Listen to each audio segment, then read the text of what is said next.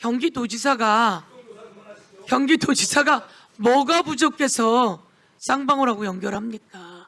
쌍방울은 쌍방울의 사업을 하는 거고 경기도지사는 경기도지사의 일을 하는 거예요. 대한민국에서 가장 유력한 대선 후보 경기도지사는 경기도지사로 일을 한 거고 평화부지사는 평화부지사로 일을 한 거고 보세요. 안 데려간다고 그런 일을 합니까? 그러니까 검찰 수사가 잘못됐다는 거예요. 에? 검찰 수사가 변호사비 대납권을 갖다가 이거 뭐지? 하고 갔다가 이쪽 저쪽으로 갔다가 엉뚱한 데다가 수사하고 있는 거예요.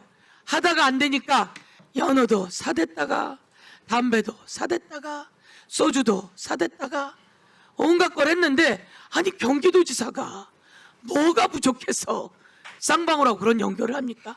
대한민국 국민 여러분 그렇지 않습니까? 경기도지사가 뭐가 부족해서 그렇지 않습니까? 뭐하고 부족해서 쌍방울에다가 그런 걸 이야기합니까? 쌍방울은 자기 사업을 한 거예요. 그런데 변호사비 대납 사건을 수사하다가 그게 안 되니까 또 들어와서 또 만들어내고 그래서 조작 수사라고 하는 거 아닙니까? 자, 그렇게 하시고요. 이번에 김승원 의원님 질의해 주십시오. 네, 우선 봉지욱 기자님 앞으로 좀 와주시고요. 네, 그 비공개 증인석에 쌍방울 관계자분도 준비해 주시면 좋겠습니다. 예. 우선 봉지욱 기자께서는 저 안에 있는 쌍방울 관계자 인터뷰를 하셨죠? 네. 예, 그래서 진술 셈이나 의혹을 뒷받침하는 쌍방울 내부자의 증언, 검찰에 가니 김성태 회장 등이 전부 모여 있었다. 이런 진술을 들으셨는데 네. 저 안에 있는 증인께서 요거에 대해서 말씀 좀 해주시겠습니까? 간단히. 예. 과거에 제가 쌍방울을 그만둔 지가 23년 7월이었었습니다. 네. 그러니까 이후에 제가 그때 당시에는 이제 봉지욱 기자분을 잘 모르고 있었을 때 연락이 오셔가지고 그때 전화 통화를 한번 했던 적이 있었어요. 근데 그러니까 이제, 증인께서 네. 그 수원지검에 가니까 예. 김성태 회장도 있었고 거기 쌍방울 관계자가 네. 많게는 10여 명이 몰려 있었다. 그거 예. 아닙니까? 예, 맞습니다. 그걸 직접 목격하셨고 그게 1313호의 영상 녹화실입니까? 아니면 1313호 맞은편에 있는 기록을 보관해두는 창고입니까? 제가 지금 다이어리에 제가 기록됐던 건 총 7회를 갔었는데 7회, 예, 1313호에 5회를 갔었고요. 5회. 204호에 2회를 갔었습니다. 근데 그다음에 5회 갔을 때 당시에 제가 영상 기록실에는 한 3회 정도를 간 것 같고요. 그다음에 그 창고라는 방은 한 2회 정도로 간 것 같습니다. 예, 그 생생하게 기억을 하고 계시는데 예. 그때는 쌍방울 임원뿐만 아니라 공범인 안부수, 아태협 회장도 있었다고 하는데 맞습니까? 예, 맞습니다. 그다음에 이화영 전 부지사도 예, 있었고요. 한번 뵌 적 있습니다. 또 증인이 이런 말도 했습니다. 참고인으로 불러서 갔는데 정작 조사는 안 하고 공범자들 미팅만 하더라. 예. 그다음에 검사도 왔다 갔다 하더라. 네. 한번 설명해 주세요. 네, 204호 갔을 때는 실질적으로 진술서를 작성을 하러 갔었고요. 그 1313호에 갔을 때는 조사가 아니고 그때 당시 어떤 좀 아까 이제 같은 얘기긴 한데 김성태 회장께서 어느 날짜에 산책을 간 적이 있었어요. 임원들을 데리고. 산책을 가요? 예. 그러니까 이제 구속된 주말에 피의자가요? 아니요. 그 저기 나왔을 때 예전에 보석으로 얘기입니다. 나왔을 때 예, 그 보석 전 얘기죠. 전 얘기. 예, 전 얘기인데. 좀 간결하게 해주십시오. 예, 당시에 산책 후에 용산에 있는 모 식당에 그때 식사를 하러 갔고 그때 당시 이화영 부지사를 호출을 했고 그때 당시 이화영 부지사한테 이재명 대통령하고 통화를 했다라고 아마 제가 알고 있기로는 진술을 한 것 같아요. 검사한테. 검사 입장에서는 그럼 그 알리바이를 한번 만든다기보다도 그 어떻게 그렇게 해서 만나게 됐는지 그 증인을 만나고 그 알리바이를 갖다가 우리한테 얘기를 해줘라고 얘기를 했었어요. 근데 그때 당시 검사가 그런 요청을 하더라는 예, 말입니까? 그래서 그때 당시 제가 그때 참석을 했던 당사자였었기 때문에 그다음에 저 말고도 한 10여 명 이상 가셨던 분들한테 좋습니다. 검사가 그런 요청을 했을 때 김성태 회장이 뭐라 하던가요? 뭐 당시에는 본인 스스로도 그렇지만 모든 사람들이 그때 당시 기억들을 되살리지 못해가지고 결국 그 알리바이 자체는 형성되지 않았었습니다. 불발됐습니다. 못 만들었다. 예. 못 만들었다는 거고요. 그다음에 이 당시 수사를 받을 때 이재명 방북 비용 대납 얘기 처음에는 이런 얘기는 들은 바가 없다라고 인터뷰하셨죠? 예, 맞습니다. 그거는 맞습니까? 네, 맞습니다. 그다음에 스마트팜 비용 대납 증거가 된 쌍방울 북남 사업 제안서가 원래는 대북 사업과 관련된 주가 부양과 관련된 내용인데 이것을 검찰이 왜곡시켰다 이런 인터뷰도 하셨어요. 예, 맞습니다. 그다음에 수사 초반에 쌍방울 주가 조작 혐의로 혹독한 조사를 받았다는데 쌍방울 그룹 계열사들이 검찰로부터 압수수색을 많이 당했습니까? 예, 뭐 저도 뭐 포렌식부터 시작해서 가택 수사도 받고요. 그때는 횡령 혹은 주가 조작 이런 걸로 다 압수수색 받은 겁니까? 예, 최초에 이게 이제 본질을 보면 과거에 이제 두 가지 어떤 안건 가지고 하나는 이제 주가 부양인지 아니면 스마트폰 대납에 대해서 조사를 받기 좋습니다. 시작했는데 그 쌍방울 내부자신데 이렇게 예. 솔직하게 말하는 이유가 뭡니까? 당시에 제가 좀 깊숙이 관련된 부분은 제가 부인을 할 수가 없고요. 어떤 부분에서 관여가 됐냐면은 일단 계약서 1차, 2차 계약서에 참여를 했고 그다음에 IR 자료를 제가 직접 만들었습니다. IR 네, 그다음에 사업 보고서 그게 이제 검찰 조사를 하게 되면서 계약서, IR, 그다음에 단체 카톡방이 만들어졌었는데 그 안에도 제가 참여가 됐었기 때문에 당시 주범으로 제가 이제 지목을 받았던 상황이었었고요. 근데 그 상황을 가지고 검찰 조사 당시에 주범으로 지적을 하고 또 한 가지는 뭐 진실을 얘기할 수밖에 없는 상황이었었어요. 당시에는. 예.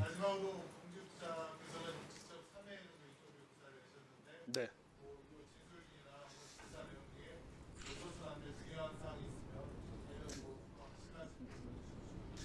네, 2024년에 제가 이제 대북 송금 국가 마이크를 가까이 좀 대고. 2024년부터 제가 이제 대북 송금 국가정보 문건 공개부터 많은 취재를 하고 크로스 체크를 했고 뒤에 비공개 증인과 연락을 한 것도 이제 안부수 회장이 딸을 검찰청에서 면회했다는 카카오톡 메시지를 입수해서 이제 확인 차원에서 한 건데요.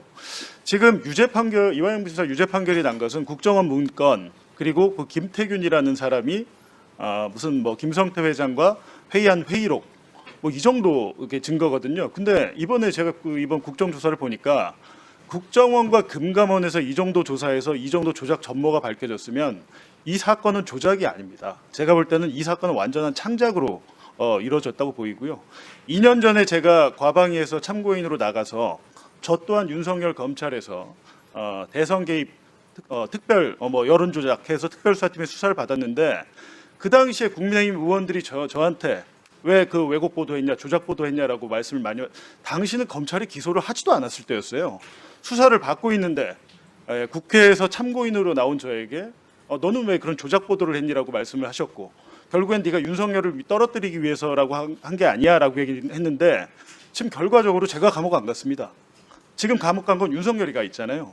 마찬가지로 이 사건도 지금 이 정도 조작 증거, 창작의 증거가 나왔으면 저는 당연히 이 사건은 다시 한번 판단을 해봐야 된다 그렇게 생각합니다. 예. 예.